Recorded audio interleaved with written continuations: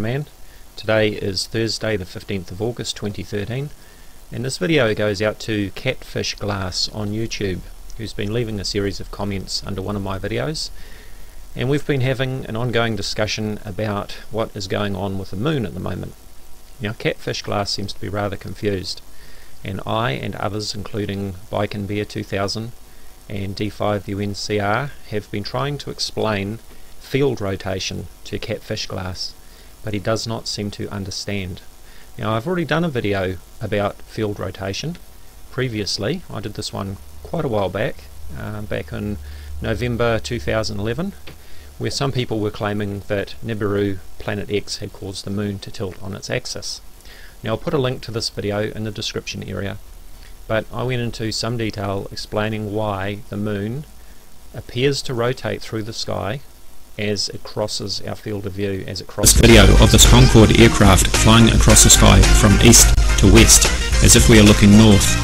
This is the sort of view that we would have from the southern hemisphere if we were comparing it to the moon. Okay, so in this video I use this example of aircraft flying straight across the sky from east to west in a straight line, and how our perception of the angle changes as they cross the sky. If we take photos of the aircraft, if you can see in the little preview box there, you can see that the angle will be one way as we take a photo here, it'll be sort of straight on there as we take a photo there, and it'll be at the opposite angle as we take a photo there. But you can check this video out for yourself. I'll put a link in the description area. Now catfishglass does not seem to be able to grasp the explanation for field rotation. Either that, or he refuses to go and look at the video that I've just shown you. He won't give me a straight answer on whether he's actually watched that video and whether he understands it, but he just keeps on insisting that there is something wrong with the moon, that the shadows are wrong. Now it seems to me that he's confusing between two different things. One, field rotation, as I've talked about, and the second thing is the actual lunar phase, which takes about 28 days approximately to cycle through. It's about 29.5 days. In this comment you can see he's using some interesting language here. This is one of the few comments where he's not using all capitals. But he says, I asked you why the phase shadow moving clockwise across the moon in a single night, 180 degrees. If you can't simply answer that, I fall back on my explanation of either the sun playing hopscotch or the Earth is tilting on its axis. Okay, I won't go into Polaris, that's another matter. Now one of these, here we go, one of these comments, he talks about 28 days. Here we go, this is the one I was looking for. I seriously cannot believe you want me on Skype just to show me some damn computer model, which I've offered to do. I've offered to talk to him on Skype where I can share my screen with him and explain to him exactly what he's seeing. That's usually the easiest way. When people are having trouble understanding something, it's often difficult trying to explain something in 500 character bytes at a time, trying to explain something that is sometimes quite difficult to understand unless you can see it visually, such as in a simulation program or whatever, with the aid of visual helps. But anyway, you can see here that he talks about 28 days, which is the approximate lunar cycle. He says, I'm asking you to debunk why I say it is shifting to 180 degrees, and now you're wanting a computer program to tell me for freaking thousands of years a process that takes 28 days every time to accomplish wax to wane is normal. Now do nightly. Okay, so the last part of what he's saying is that, you know, for thousands of years a process that takes 28 days approximately every time to go from a waxing moon to a waning moon is now doing it nightly, is what he's saying. Alright, this is where he's getting confused, because yes, it does take about 28 days to go from a waxing moon, which is a thin crescent, through first quarter, through to full moon, through last quarter, back through to the opposite thin quarter, which is called a waning moon. It takes approximately 28 days. The lunar month is 29.5 days, and that takes us full circle back to new moon. Okay, that is completely different to field rotation. It is not the same. Now I suspect that what catfishglass is seeing is the field rotation, and he's getting all confused. This is what he's seeing. I went out last night based on the discussion that I've had with catfishglass. He said that if you watch the moon over say 3 hours, you will see this phase angle changing. Now it seemed to me that what he was talking about was the illumination going from, like for example last night was first quarter, so it looks like half a moon, and he's talking about progressing through that 28-day cycle in one night, which is impossible. It is physically impossible. It cannot happen.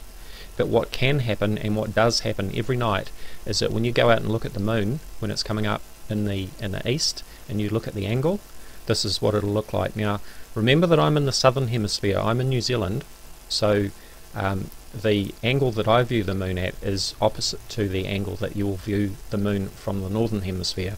Just in case you look at my images and you think that the moon is upside down and that there's something wrong, it's not. It's because I'm upside down compared to you, because I'm in the southern hemisphere. Okay, so I took this image at 4 o'clock PM. These are just screenshots that I've taken off my standard definition video camera. I wasn't going to set up the telescope to take these shots. Okay, so what I did was I took these images every half hour. I took them from 4 o'clock PM through to 11 o'clock PM, and this is what we find, and this is completely normal if you are taking photos with a standard camera with your feet on the ground facing the moon, and you are not using an equatorial mount camera, equatorial mount telescope, or a camera on an equatorial mount.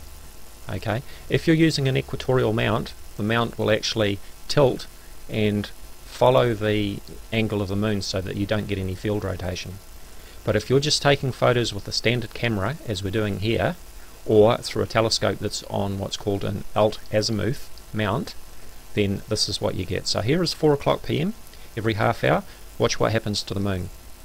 4:30, 5 o'clock, 5:30, 6 o'clock, 6:30, 7 o'clock, 7:30, 8 o'clock, 8:30, 9 o'clock, 9:30, 10 o'clock. By now you can see that there's not a lot of change.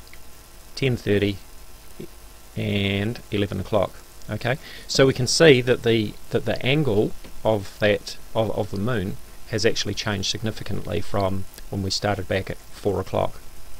Okay, so here's back to 4 o'clock, and we can see that the shadow on the moon here, this is called the terminator, right? We can see that that angle has shifted considerably from later on in the evening where that shadow is this way. This is normal. This is what happens every single night that you can see the moon when it's not full, or even if it is full. If you're looking at features on the moon, they will rotate through the sky. And as I said, I've already explained this quite adequately in my earlier video about field rotation. But what catfishglass seemed to be saying is that the moon was cycling through 28 days of lunar phases. So in other words, if you went out tonight and you saw the shadow here, this was last night, remember, first quarter, but let's say you saw the shadow here, and then you went out 3 hours later, that the shadow would have been opposite. Okay, so if we flip this image, he's saying that it's gone through 28 days. Well, in fact, it wouldn't be 28 days, it would be 14 days, because it would be half of that. 28 days would take your full cycle. But what is happening is he is confusing between field rotation and lunar phases, and he just can't get into it, and he can't get it into his head that when you follow an object across the sky, you are going to get rotation of the image, just as I've shown in this video here. Let's just finish by recapping with this video, so you don't have to watch it as a separate link.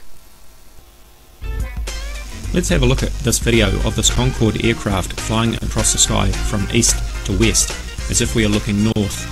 This is the sort of view that we would have from the southern hemisphere if we were comparing it to the moon. Let's take another look, and we'll take some photos this time as the aircraft fly over. Pointing northeast, pointing north, and pointing northwest. Now let's take a look at our photos. We can see now that the angle that the aircraft are pointing in our photographs are quite different in each photo. And in exactly the same way, we will see that the moon appears to change its angle as it travels across the sky. Thank you for watching. So there we have it, field rotation, explained very simply.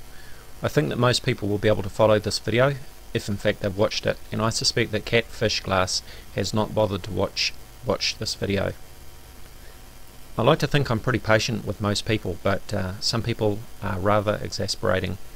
And I have to say, congratulations catfishglass, because you take the cake. Thank you for watching. Hello YouTube, this is Dazza the cameraman. Today is Thursday the 15th of August 2013, and this video goes out to catfishglass on YouTube, who's been leaving a series of comments under one of my videos, and we've been having an ongoing discussion about what is going on with the moon at the moment. Now catfishglass seems to be rather confused, and I and others, including Bike and Bear 2000 and D5UNCR, have been trying to explain field rotation to catfishglass, but he does not seem to understand. Now I've already done a video about field rotation previously. I did this one quite a while back, back in November 2011, where some people were claiming that Nibiru, Planet X, had caused the moon to tilt on its axis. Now I'll put a link to this video in the description area, but I went into some detail explaining why the moon appears to rotate through the sky as it crosses our field of view, as it crosses. This video of this Concorde aircraft flying across the sky from east to west as if we are looking north. This is the sort of view that we would have from the southern hemisphere if we were comparing it to the moon. Okay, so in this video I used this example of aircraft flying straight across the sky from east to west in a straight line, and how our perception of the angle changes as they cross the sky. If we take photos of the aircraft, if you can see in the little